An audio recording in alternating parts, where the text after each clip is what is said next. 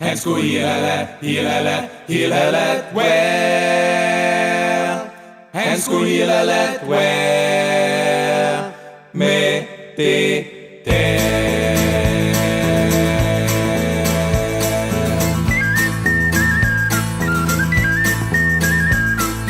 Mads han var en countryknægt en formiddag, han tag afsted. Han tag en cykel uden at spørge om lov. Han ville ind til by, han ville med tog.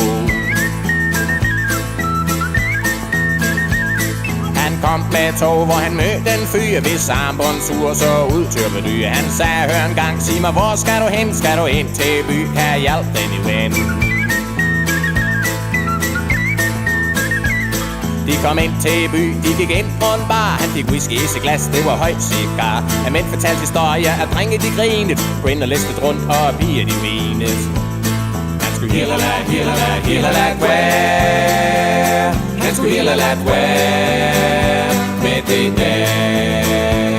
Ja, han skulle.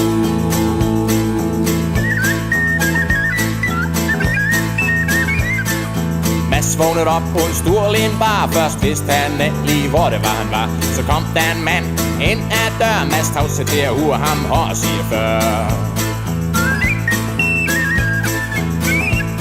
Det var Mads' nye ven, altså ham med ord. Han sagde, vi skal lige ud og gå en lille tur. De gik hen ad gade, de gik ind i en port. De gik ind ad en dør, det skulle han aldrig have gjort.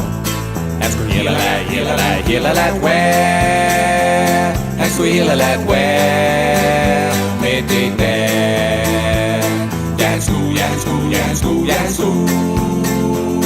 Han skulle helt have ladt være med det der. Ja, han skulle. Så de kom ind i en rum med blys og væg. Der sagde en stor mand, han var skaldet som en næ. Han sad i en stol med bierne og bur. Han røg en cigar, det var en af de gode.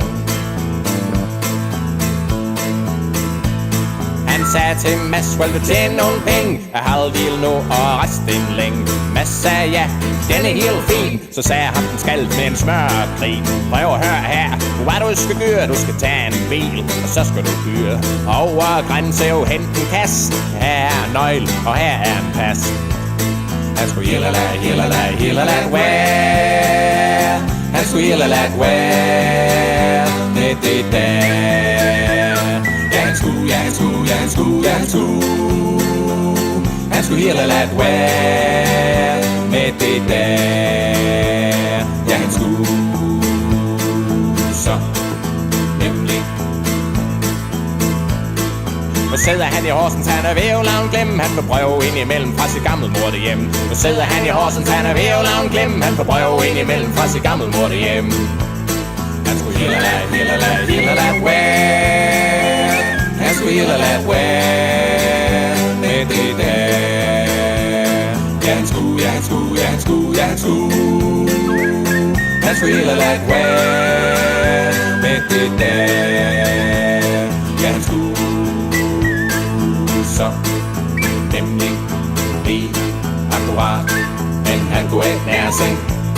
Han skulle have blevet hjemme og se fjernsyn, sport på TV2, eventuelt Danmarks Radio, eller Eurosport, hvis han har parabol, eller kabel-TV, hvis han bor i et område, hvor der er lagt lysled af kabellinjer.